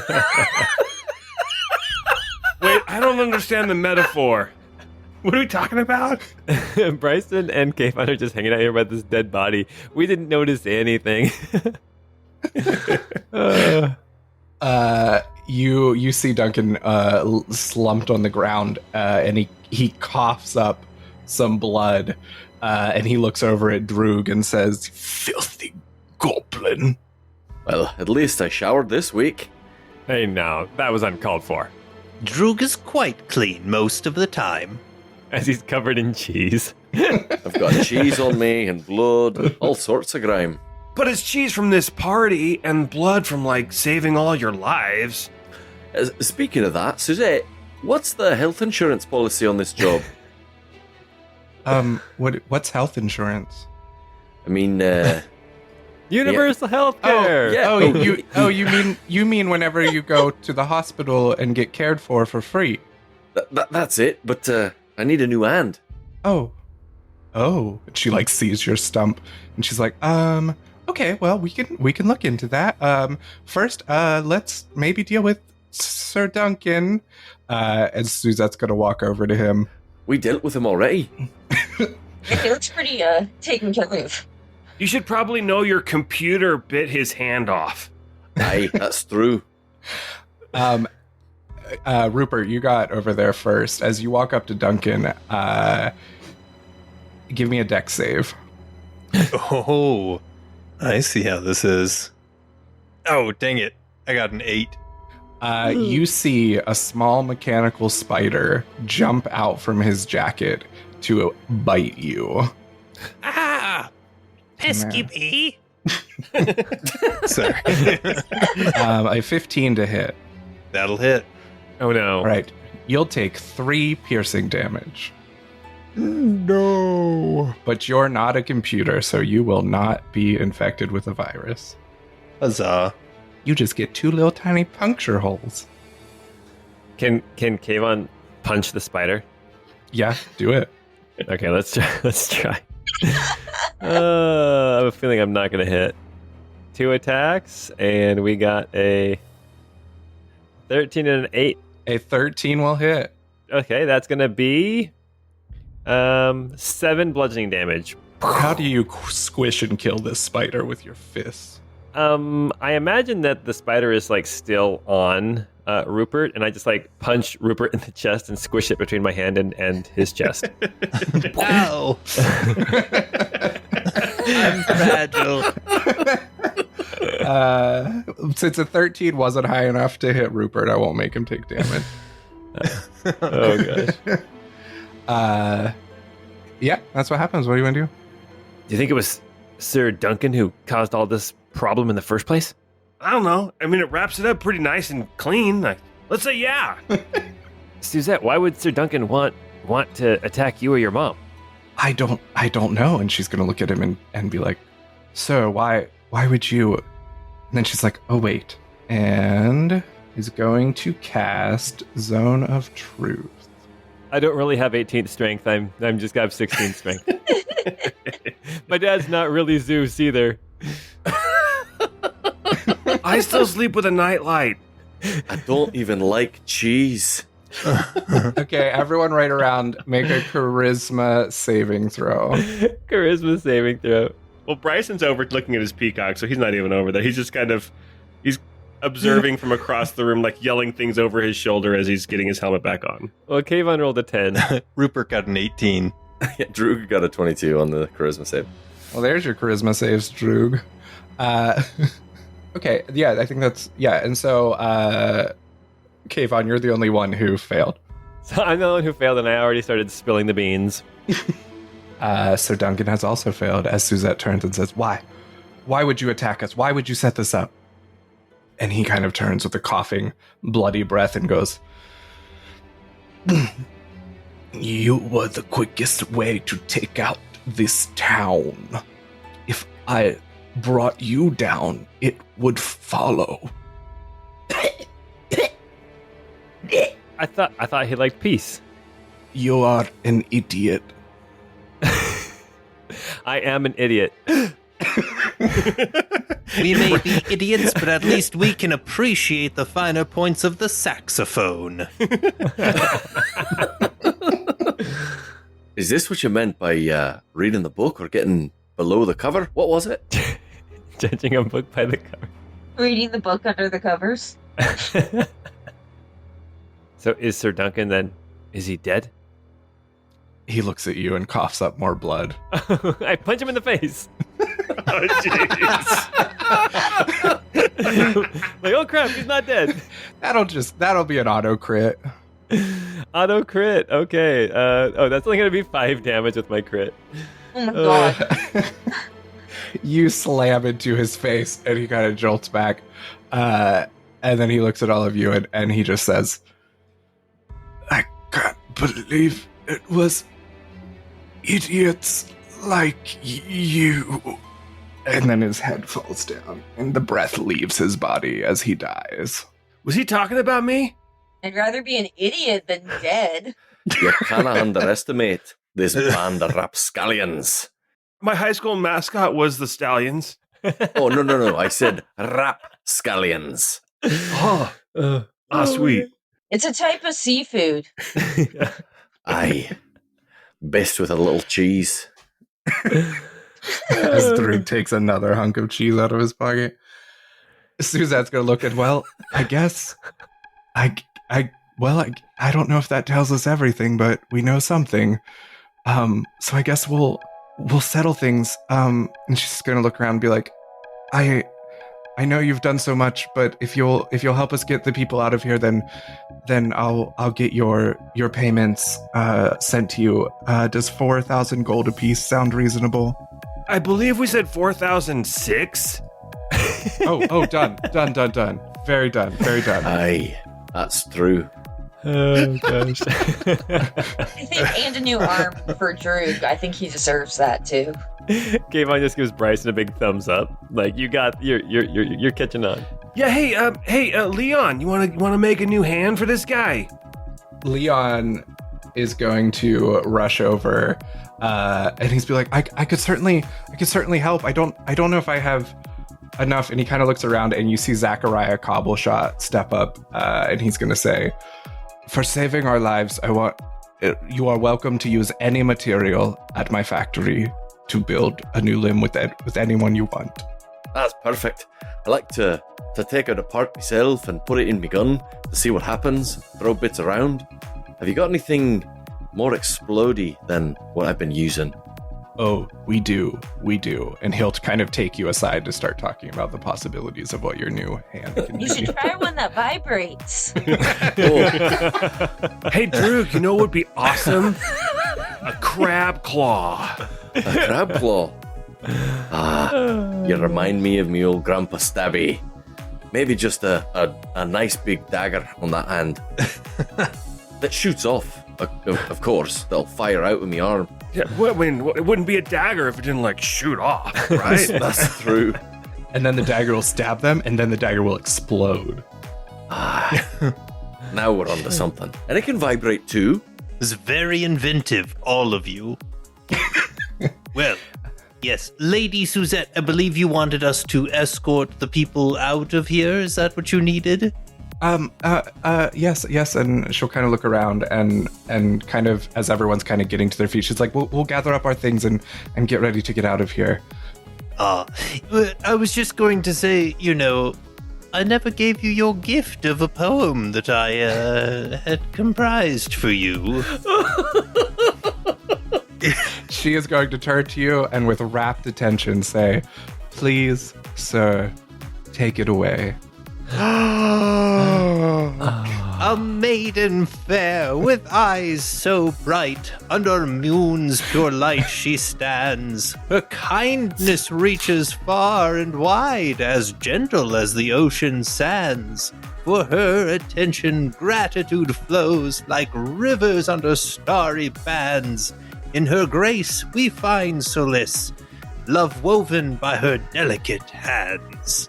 And he will bow deeply and take her hand in his and give it a little kiss on her knuckles. I love that there was still a little bit of an interruption with Paul cracking his soda in the middle of that. I did that on purpose. I was having an internal argument with myself. Do I let him go? Do I interrupt him? Oh, what am I going to do? I was like, what would Kayvon do? I was like, I don't know what Kayvon would do, but I know what Paul would do. The fact that Rupert was able to finish it, he is now just openly crying. Tears are just streaming down his face. As you kiss her hand, she curtsies back at you, and then Luc Bonner Christie is going to approach you from the side, and he's going to say, "That was beautiful." Well, flattery will get you everywhere, my dear sir. I know that it is maybe not the time, but I would like you to contact me after this. We have an opening at our university in Hill Docks. If you would like to come and perhaps be a musician and instructing foreign scholar there for a few seasons. You would have me, Dr. Rupert Q. Havenport himself. Well, it would be an honor. What about me? Do you got any, wrestling scholarships? No, sorry, we do not. And he turns back to Rupert. Bryson, as you say that and kind of turn around and are like, oh man, I didn't get to go be a professor. Leon is going to come rushing over and tackle you in a hug. Thank you, Bryson. Thank you, Bryson. Oh, yeah. Hey, so Sprocket woke up, so that was cool, too. Oh, that's awesome. And he kind of sees Sprocket, and Sprocket's going to pipe up and be like, oh, hello, master, hello, creator, hello, my God, I worship thee. Oh, wow. Wow, that's a little disturbing that he builds machines to call him God. Hey, Leon, so you're like the hummingbird god. Have you ever heard of this pigeon god? Apparently I'm supposed to throw bread to it. Oh, Yeah. I don't, but I do love learning about those types of things. Maybe you'd like to come over for dinner sometime, and we could talk about it. Oh, hell yeah. Is that a group invitation? Are we all invited? Shut up, Drew. Oh, sorry. We could do that too. And he kind of looks a little dejected. No, it's okay. It'll just be me. I like. Shoot! I was gonna say something funny, and I can't remember exactly how it was gonna go. No, it's cool. It'll just be me. You gotta keep that in. That's so good. By the way, my favorite foods are protein powder and soup. Oh, excellent! I make a bone broth that will change your life. Rad. He said bone. Exactly. And as that is happening, someone that you all didn't end up talking to the first round is this man, Elliot Austin. Oh yeah, Billy from Damn, he looks Xenogears. cool. Wait, isn't this a Steve Martin with his banjo? That's Oh, maybe, exactly what I was maybe. thinking. He's gonna approach Althea and say to her and be like, "You're quite an amazing shot, madam." Thank you. Is that a banjo in your pocket, or are you just happy to see me? Oh, I can't believe you noticed. And he pulls out this small little thing out of his pocket, and it just folds open into a full banjo.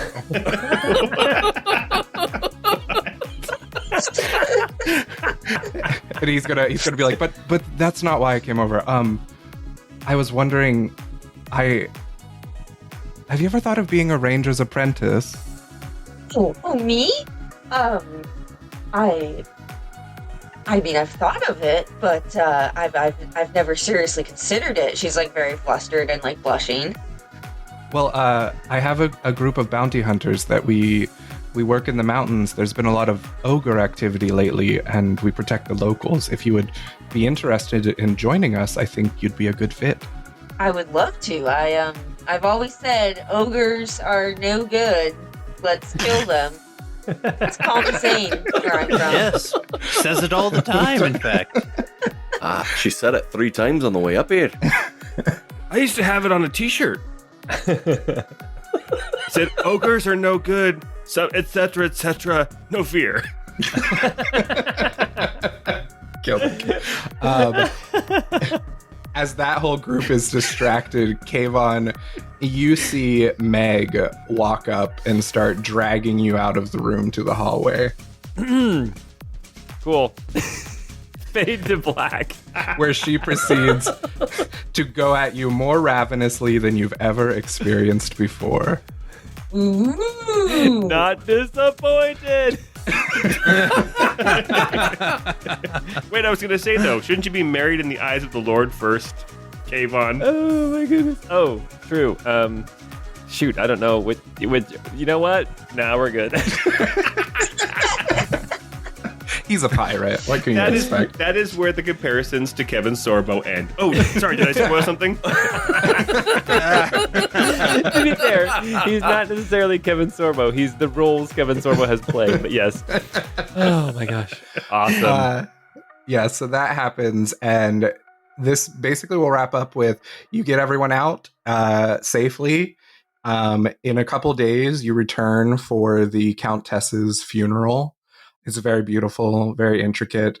You all are recognized for your feats in saving everyone. It's also where you'll receive your payment of the gold, the 4,006 gold apiece for helping out here. And you basically start getting treated. Basically, you don't have to buy. Piece? Yeah, a piece. Oh, wow. Yeah, we did a lot of work. Oh, yeah, I've already added it to my inventory. And basically, like, you start getting, everyone starts to learn your names. Like, and it's funny because it starts getting told around town as the Peacock Knight, being like the main thing. Well, not the main thing, but one of the big things talked about is how the Peacock Knight was the one to slay the huge beast with the help of his team.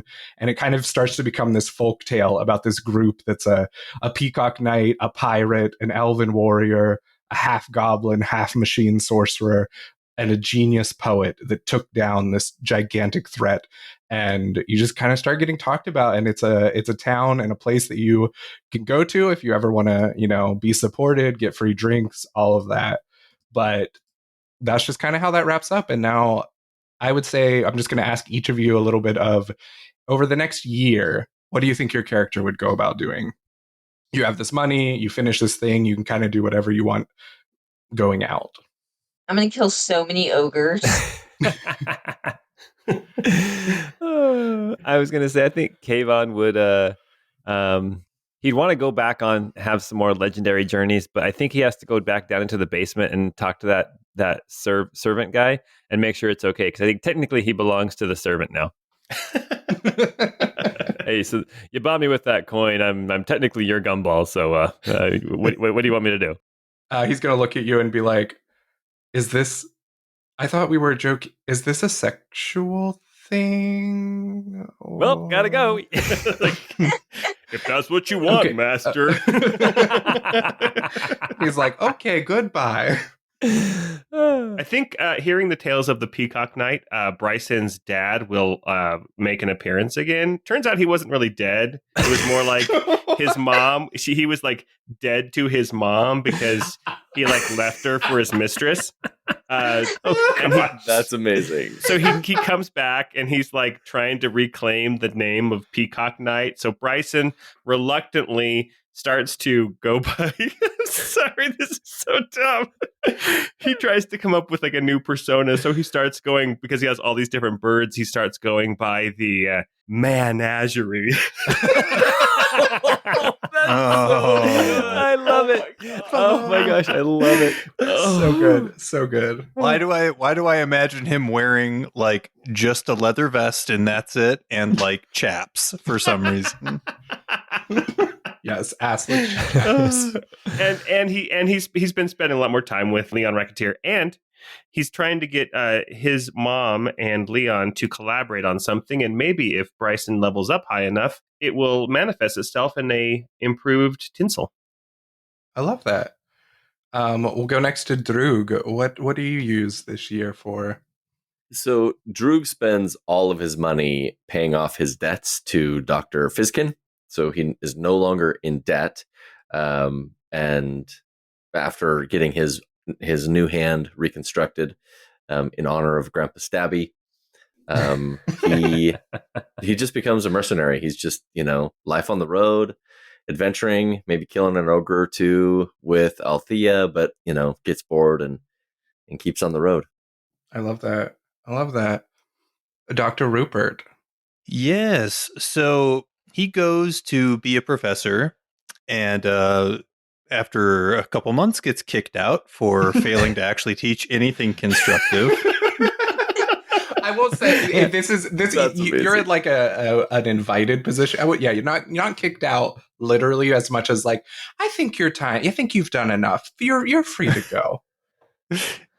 But I think he basically is oblivious to this being like a result of poor performance and just kind of returns to his life of like hopping from one tavern / inn to another, regaling strangers with stories and songs and things, and just, you know, gleefully spending his money on relatively cheap wine.